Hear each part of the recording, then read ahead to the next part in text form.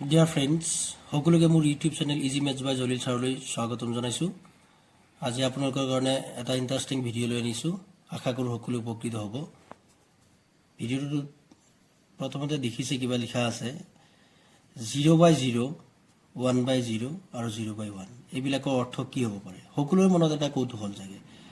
সবে এটা কিউৰিচিটি এটা আহে যে 0/0 অৰ্থ কি? ঠিক তেনেকৈ 1/0 কি হ'ব পাৰে? বা 0/1 মান কি হ'ব পাৰে? বলক আমি ভিডিঅ'টো ষ্টাৰ্ট কৰোঁ। প্ৰথমতে চাওঁ 0/0। সে 0/0 ইজিকেল টু কে বুলি ধৰি লৈছে কে এটা কনষ্টেণ্ট। ইয়াৰ যদি ক্ৰছ মাল্টিপ্লিকেশ্যন বা বজ্ৰ পূৰণ কৰোঁ তেতিয়াহ'লে 0 ইজিকেল টু হ'ব 0.k। এতিয়া কে ইজিকেল টু যদি আমি 1, 2, 3 এনেকৈ যদি আগবঢ়াই যাব পাৰোঁ তেতিয়াহ'লে কি হ'ব পাৰে? কে ইজিকেল টু 1 হ'লে চাওকচোন, কে ইজিকেল টু 1 হ'লে 0 is equal to 0.1. That means 0.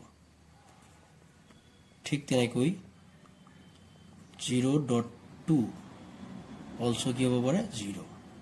0.3 is equal to 0. কি দেখিলোঁ আমি? কেৰ যিকোনো মানৰ কাৰণে left hand side is equal to right hand side. তাৰ মানে কেৰ অনিৰ্দিষ্ট মানলৈকে আমি এই দুটাৰ left hand side is equal to right hand side পাম। তাৰ অৰ্থটো এইটো হ'ল যে এই ক্ষেত্ৰত 0/0 এইটো আনডিটাৰমিনেট, মানে অনিৰ্দিষ্ট। ইয়াৰ নিৰ্দিষ্ট কোনো আমি সংজ্ঞাত বা ডিফাইন কৰিব নোৱাৰোঁ, নিৰ্দিষ্ট সংজ্ঞাবদ্ধ কৰিব নোৱাৰোঁ। ছেটিছফাই যিকোনো মানৰ কাৰণে ছেটিছফাইড হয়। গতিকে 0/0 হ'ব আনডিটাৰমিনেট বা অনিৰ্দিষ্ট। এতিয়া আমি চাওঁ 1/0। 1/0 চাওঁ 1/0 say 1/0 equal to k let k বুলি ধৰি ললোঁ।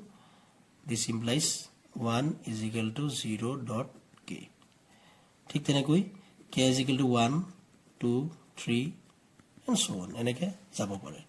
তো 1 হ'লে কি হ'ব পাৰে? 1 is equal to 0.1। that means 0.1 কিমান হ'ব?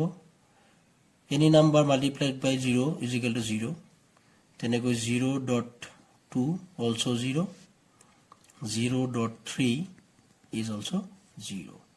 তেতিয়াহ'লে কি দেখা গ'ল? ইয়াত আছে আপোনাৰ 1 is equal to left hand side আছে 1, ৰাইট হেণ্ড ছাইড 0 ওলাইছে। গোটেইকেইটা দেখা গৈছে মানকেইটা কেৰ মান 1, 2, 3 এনেকৈ যদি বঢ়াই গৈ থাকোঁ left hand side is not equal to right hand side. That means 1 is not equal to 0। কি দেখা গ'ল? 1 ইজ নট ইকুৱেল টু 0। ইয়াৰ অৰ্থ এইটোৱে হ'ল 1/0 ইজ ইকুৱেল টু আনডিফাইণ্ড মানে নট ছেটিছফাইড। কোনো এটা মানৰ কাৰণে left hand side is equal to right hand side নহয়, ছেটিছফাই কৰিব নোৱাৰে। গতিকে 1/0 আমি আনডিফাইণ্ড বুলি কৈ দিম। কি ক'ম? 1/0 ইকুৱেল টু আনডিফাইণ্ড বা সংজ্ঞাবদ্ধ নহয়। আৰু এটা ৰৈ গ'ল 0/1। 0/1 অলছ' আমি কে বুলি ধৰি লওঁ, অলছ' কে।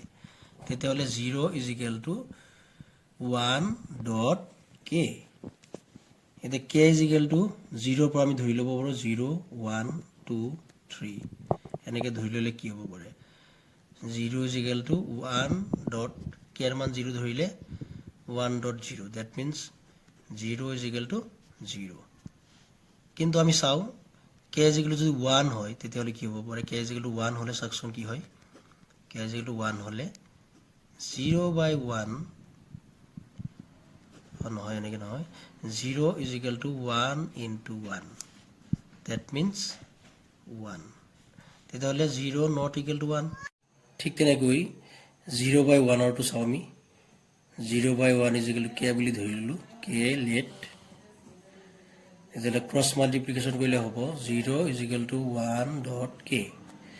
এতিয়া কে ইজ ইকুৱেল টু 1, 0, 1, 2, 3 এনেকৈ যদি যাওঁ তেতিয়াহ'লে কি হ'ব পাৰে? কে ইজ ইকুৱেল টু 0 হ'লে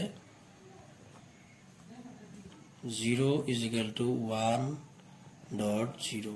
ডেট মিনছ 0 ইকুৱেল টু 0। গতিকে left hand side is equal to right hand side, তাৰ মানে ছেটিছফাইড হ'ল। কেৰ মান 0 হ'লে left hand side is equal to right hand side তার মানে বুঝা গ'ল 0/1 ইজ ইকুয়াল টু ডিফাইন বা 0/1 ডিফাইন বা সংজ্ঞাবদ্ধ গতিকে কে মান 1 হলে কি হ'ব পাৰে 1 হলে 0 is equal to 1.1 that means 1 কিন্তু 0 is not equal to 1 অর্থাৎ কি not defined গতিকে আমি কি গম পালো কে এর মান কেবল 0 হলে 0/1 এটো ডিফাইন্ড হয় তার অর্থটো এটি হল যে 0/1 ডিফাইন্ড বা সংজ্ঞাবদ্ধ 0/1 that is defined অর্থাৎ কি সংজ্ঞাবদ্ধ এটা আমি কি পালো 0/0 indeterminate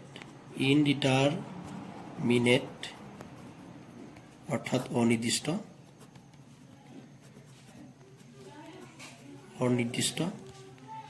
0/1 undefined মানে সংজ্ঞাবদ্ধ নহয় আৰু 1/0 0/1 নহয় এটা আসলে 0/1 নহয় 1/0 আৰু 0/1 এটা হৈছে ডিফাইন্ড মানে সংজ্ঞাবদ্ধ